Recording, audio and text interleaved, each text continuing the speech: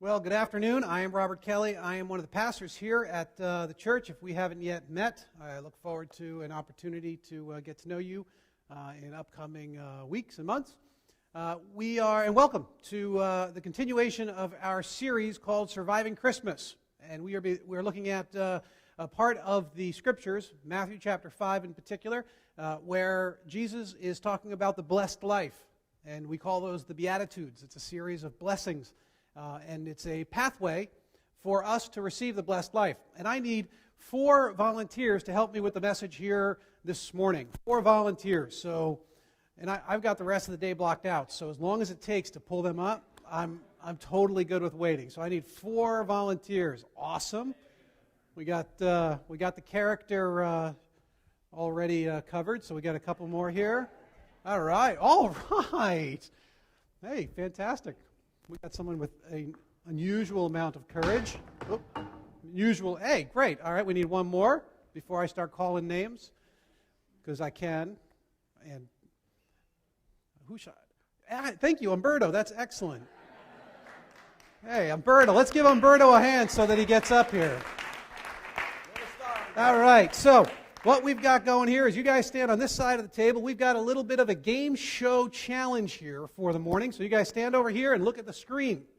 And in this little game, it's just, you're going to race the other contestants to hit the bell. And as soon as you hit the bell, you get to give the answer. It is the game show is going to be Christmas movies. Christmas movies. And so as soon as you recognize what the movie is, you hit the bell. And then you answer, and you get a point for each of your successful answers. If you get an incorrect answer, I will dock you points. No, it's not very Christmassy. But anyway, so step on up to the table. No pressure here. And are you guys all ready? Go ahead and you got to get ready. You got to get close. Get in there. You got to get. All right. Look at that. You all line up. You got the. Are you guys all ready? All right. Watch the big screen. Here comes our first one. Go. Who? Home Alone, yes, not even Home Alone 2. That was quick. I mean, there really wasn't any other Home Alones, right? I mean, really, that was kind of the only one. All right, ready? Set. He's trouncing you guys. Come on. He's just fast with the hand. He was hoping we'd call him up. You got to get in there here. You guys, I'm going to move the bell closer. No, I didn't. I'm going to move the bell a little closer to you. You just give them a little bit of a chance at least. Come on, it's Christmas. All right, ready? You ready for the next one?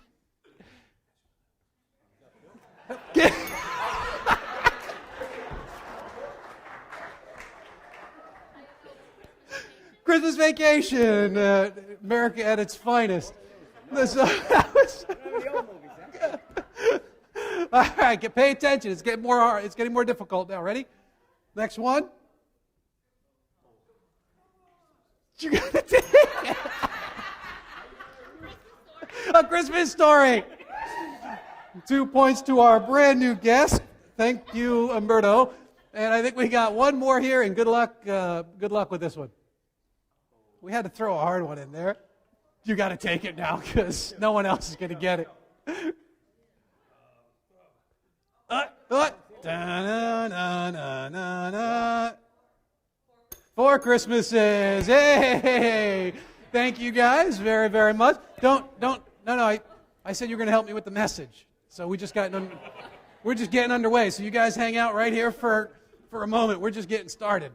You see, because here's your bonus question. What do all of these movies, well, I guess I should ask you. What do all of these movies have in common? Crazy families. All sorts of crazy relationships. And one of the reasons I think when we approach this season and we end up seeing a new holiday movie or one that's destined to become a favorite, they will often have the Christmas story all tied up with some sort of crazy families, relationships that are chaotic. One of the most important strategies that we can possibly master is dealing with all of the relational chaos that comes into play around this time of the year. And it's families, and it's friends, and it's neighbors, and it's coworkers, and it's with our boss. I mean, it's all over the place. You can just begin to even think about what's going to be what maybe you've already started to experience, and certainly what you're going to experience over the next 2 weeks, even as you approach the new year, and what is going to just be piled up on your life and in your situation as you have to now interact with all sorts of these people that maybe you haven't actually interacted with in any significant way since probably around this time last year. And even if it did, those went so poorly that now you have even more dread about what this next few weeks might hold for you.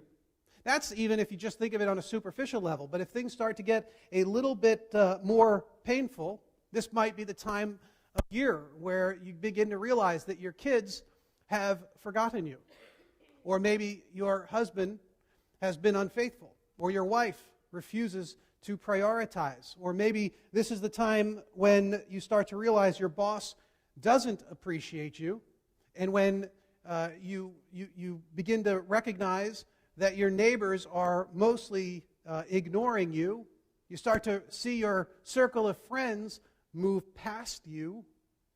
And now you begin to think of the holiday season, of Christmas time, not as a great time to celebrate and to be happy and excited and connected with those that we love, but instead we start to see this as a time of broken promises and unrealized potential and hopes that are being dashed and fears that are being realized.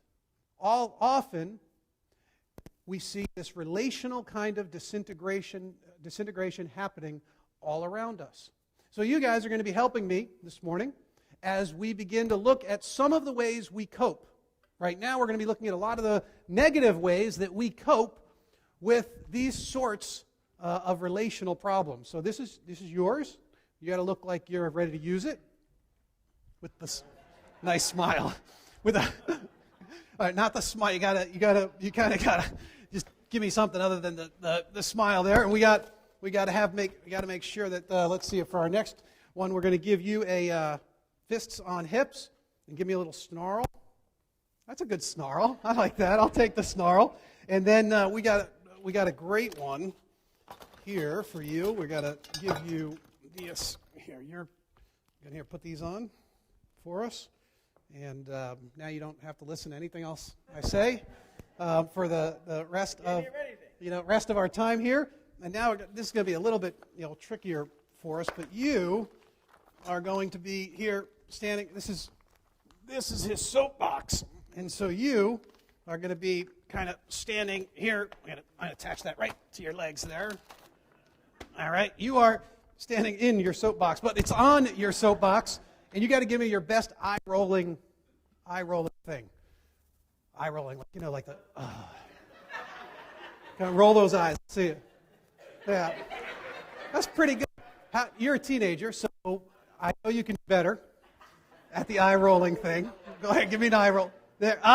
We're starting to get it. Because now, we turn to the Scriptures, and you got to do the snarl. You got the... yeah. And we get into the Scriptures, and Jesus starts talking about some of the relational mayhem that exists in our world. And here's one of the things that we hear him say. He says, "You've heard it said," this is Matthew chapter 5, "you've heard it was said to people long ago, 'You shall not murder, and anyone who murders will be subject to judgment.'" And we hear that, and we go, good, because murderers should be subject to judgment. That's right, and it's just. And that's where, and it mostly doesn't apply to any of us. And so we like that one because we get to keep a distance from it and still check it off on one of the many things that we do right in this world. And yet, if we begin to reflect even a little bit, and we know the way that Jesus teaches, we start to realize that there are lots of ways that we are trying to destroy people around us. That in our darker moments, there are reputations that we want to kill, characters that we want to assassinate. There are relationships that we want to see destroyed, and we bring a murderous attitude. In fact, Jesus is going to press in deep on this murderous theme for us. In fact, in a way that we'll find troubling. In verse 22, he says, "But I tell you that anyone who is angry with a brother or sister will be subject to judgment." So he's not letting us wiggle out of this one. He's saying, yeah, fine, you marked off the murder thing, but how's anger? How you doing with anger? How's that going for you? And suddenly this comes home to us in a whole new way. Because now being angry is something that most everyone in this room has experienced. In fact, all of us have experienced this. And usually the anger that we experience most isn't the kind of anger about injustice in the world. That happens occasionally. It's primarily about personal wrongs, the way that we feel like we've been slighted. When Jesus is talking about judgment that flows from anger, that's what he's talking about, that kind of an anger. He doesn't leave it there. He says, but I tell you that anyone who is angry with a brother or sister will be subject to judgment. Again, anyone who says to a brother or sister, Raka, is answerable to the court, which pretty much means you're empty-headed. He's saying if anyone says to someone, you're a fool, you'll be in danger of the fire of hell. You'll be in danger. So we stand on our soapboxes or in our soapboxes because we are looking down on the rest of the world. We're standing in judgment because we actually realize that you are the fool. So what do? How do we deal with these relationships around us that we just don't like? Well, we get up on our soapbox, we pass judgment, and then we roll our eyes.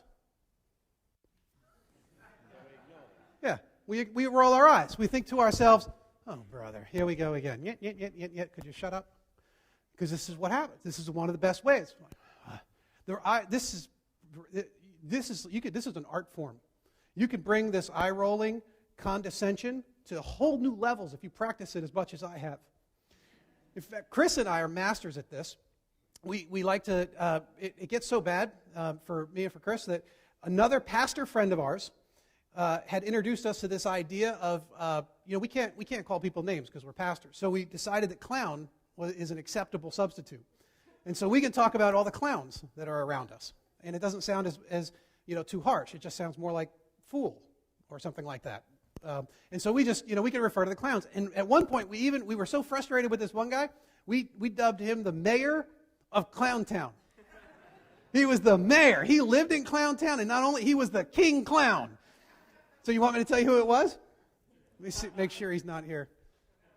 No, I'm kidding. It wouldn't be one of you. That would be totally messed up. It was, you really thought I would, it was actually a pastor friend of ours that we had dubbed. So a pastor told us about clowns, and two other pastors decided that pastor was, in fact, the mayor of Clowntown.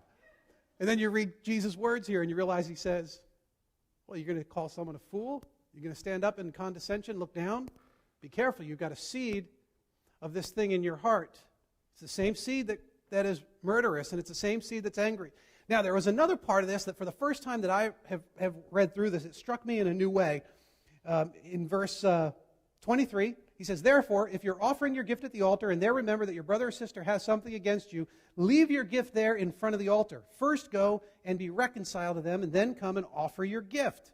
Now, a lot of people, if you've been around Christian circles, you've heard this applied in all sorts of different ways. The part that struck me this particular time was that you're going about your religious duties, but somebody has something against you. It makes it sound as if there's this unresolved conflict. Perhaps they have a claim against you because you did have some wrong in this. But you've decided you're not going to deal with it. Not only are you not going to deal with it, you're going to ignore them. You're going to kind of just sit like this, hear no evil, see no evil. You're going to shut it down.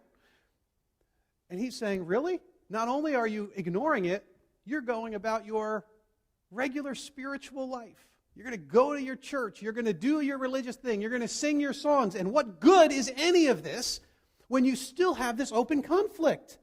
You can hear the frustration coming out of this. He's saying, these are the coping mechanisms that we apply to the difficult relationships in our lives. And to what good end? What good end? You see, this begins to happen, and the best we're going to do in handling all of the rude shoppers and the thoughtless family and the disrespectful and insensitive friends. This is the best that we have to offer. It's helpful for us to begin to take a moment and ask ourselves, what now begins to take place in our hearts? See, when Jesus talks about all of this kind of a thing happening, we begin to notice that it seems as if something begins to grow in our hearts. We see this as a response to those on the outside. And usually we see it as a cause from them. whatever they've done. And sometimes it's true, and other times maybe it's not as true. But either way, what happens to us is part of the focus, I think, that needs to be examined a little bit. What takes place in our hearts? Because if this is our normal way of living, the relationships begin to break down. And so you guys begin to turn your back. Careful, don't trip. You guys begin to turn your backs on the other people around you. So you come over here and you come over here. And all of this kind of anger and frustration starts to cause our relationship to be like this. And this resentment that begins to settle into our own hearts starts to wreak its own havoc. Max Lucado, he talks about resentment like this. He says, resentment is when you allow your hurt to become hate. Resentment is when you allow what is eating you to eat you up. Resentment is when you poke, stoke, feed, and fan the fire, stirring the flames and reliving the pain. See, we start to turn these things inward. Now our backs get turned to each other. The relationships begin to suffer or get worse. And this resentment, the hurt, which might be legitimate hurts, we allow to turn into hate. When this starts to take place, now we have to ask, who is it that really pays for this kind of resentment? So we're going to switch you guys out a little bit here. And we'll take you over here. We'll take you a sword, and we'll give you a bottle of poison. That's nice. And we'll keep you right over there. We'll take your sword over here. And we've got, our next guy here. We got this gal here. We're going to give you some lemons, and you got to give me a good old scowl, like a puckered kind of, yeah, that's good. And then we're going to give, we've got, where is that? Yeah, here we go. We're going to give you flammable gas. That's you. We'll take this from you. You can take off, get out of your soapbox there. And then we're going to take our last, where to go? Oh, there it is. I kicked it over. There we go. And we're going to give you the shovel in exchange for your soapbox. All right. So now, what is it that we have going on here? What's brewing for us? Well, we're going to dress you up here. Look even better now. Good. Because what ends up taking place? Resentment starts settling into your heart. And resentment has been described as drinking poison and waiting for the other guy to die. What kind of lunacy is this? You're drinking poison and you're letting this thing start to brew in your heart, and you're just looking out there waiting for the other person to pay the price. And yet actually what's really going on is you're paying the price. And now that resentment starts to settle in, and sometimes it even begins to fixate. It could even be on something that you fixate on, a particular wrong, and you become bitter. And so you have a life that's marked with bitterness. These are lemons, bitter. We could give you a nice bitter. There we go. Yeah, you see, look at that. Now, what takes place when a person starts to become bitter? The resentment overflows the inside and it comes out as bitterness. How many times you guys, you go through your little Rolodex, your phone, you're like, oh, I really hope to spend time with so-and-so who's really bitter. How many times are you scheduling that lunch? Right? When they walk in the room, you start looking for a way out. You're like, oh, we got a bitter person in the house, because you don't want to be around them. Now, what happens when that person is you? It begins to make the distance and the separation in your relationships even more significant, even more noted, because now others are actually pulling away from you. So that bitterness now is further isolating you relationally. Now you're getting angrier because as that happens to you, now it's not, you're suffering. Now it's time for others to pay. So your anger begins to overflow your life and you become volatile. You become vengeful even. So now you're waiting for that one to jostle you. Ba-boom! Ba-boom! It's time. Right? You explode. Because it's this kind, now it's time for others to pay. And they don't even have to be the guilty parties. They just have to be anyone who jostled you just a little too much on that wrong moment. Because now it's just seething, it's oozing out, and now suddenly, where is it? Further isolation. Relationally, you're actually bringing wreaking havoc and bringing damage. When the doctors now are all telling us that when you have unresolved resentment, when you have issues relating to bitterness, and even secular doctors, big studies being done, when you've got anger issues, you're seeing all sorts of your physical markers go crazy. You got anxiety and hypertension and heart disease and all sorts of these other types of physical problems that are happening. You're literally putting yourself in an early grave, a type of physical death. So you're digging here a grave. But those physical ailments are only a hint as to what's really going on. There's a relational death that's happening. There's a spiritual death. You know, they say you hold on to your anger, then dig 2 graves. One for the one you want to put in it, and one for yourself. Because that's what ultimately happens. It ends with a death that settles into all different areas of your life, including in your relationship with God. This in no way looks like the blessed life. We've been talking for the last couple of weeks about the blessed life, the promises that God has for us. And as Christians, we know that there is something better. There is something better for us. That this kind of relational disintegration isn't what He intended for us.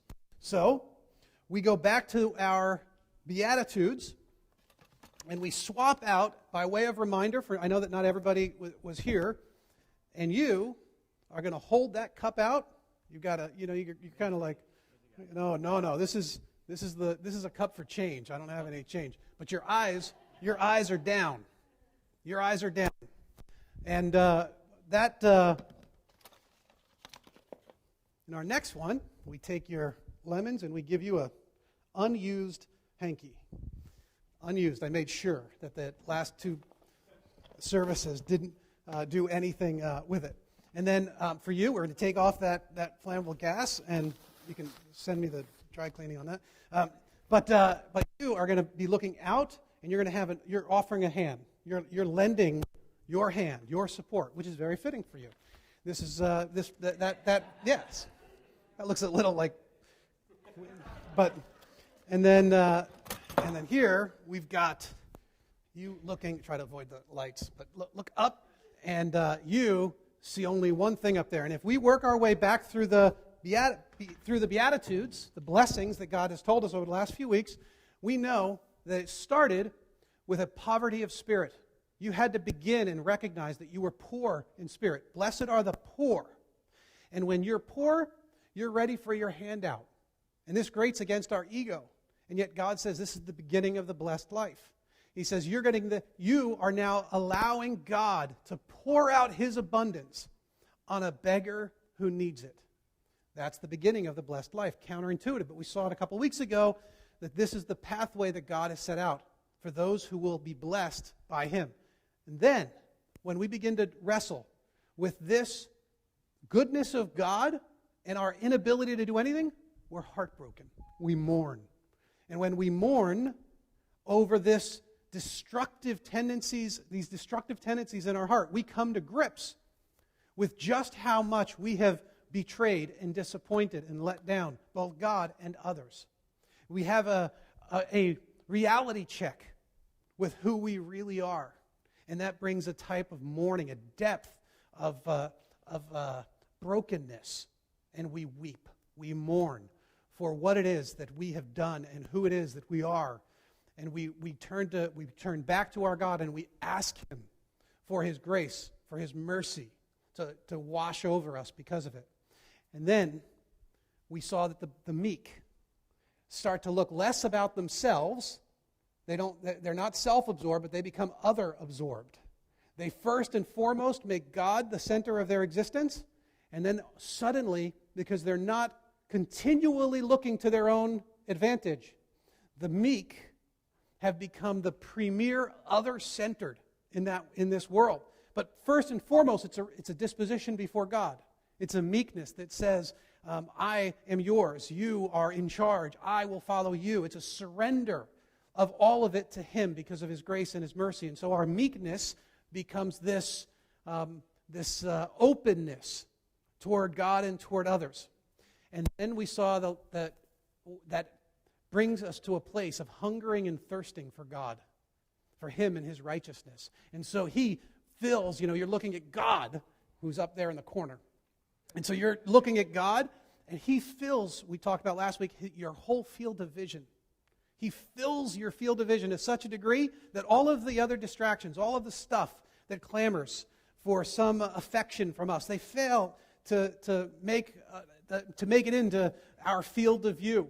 We can only now see the goodness of God, and we pursue that with a hunger and a thirst. And when we hunger and thirst like that, then He becomes our all in all. Now, all 4 of these Beatitudes are good in their relationship to others.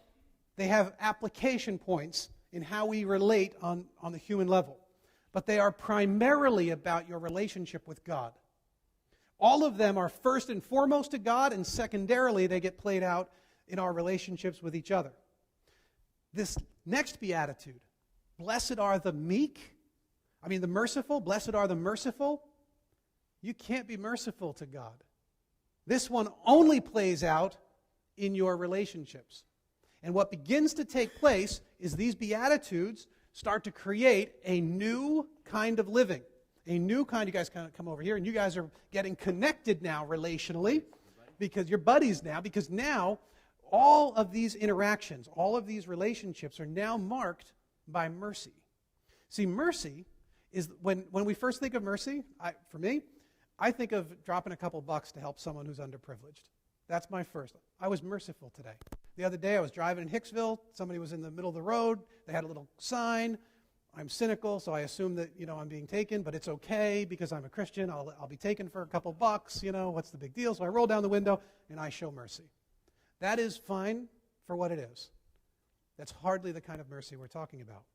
Imagine instead a merciful disposition that's fueled by the first 4 of the Beatitudes. Imagine a merciful disposition in all of these interpersonal relationships. What would that begin to look like? Now you see, we get some real traction in how to deal with all of the complexity of the relationships that surround us each and every day. Mercy becomes our primary, our dominant mode of interacting with even the fools who are often surrounding us in our lives. Now we get to give them a hand and have them take a seat, because you guys are awesome. Thank you, guys. When he tells us that it is the merciful who will receive mercy. For many of us, we think in terms of a quid pro quo. We think that if we will receive mercy from God when we give mercy. It becomes an exchange. That's how most of us think about it. It's how most of us think about forgiveness. When he says, forgive us our trespasses as we forgive those who trespass. And people think that there's a cause, like I'm going to do it and then I'll get it from God. But that goes against all of the other teachings of the Scriptures. It's not the way God interacts with us. You want to know how it is that we receive God's mercy?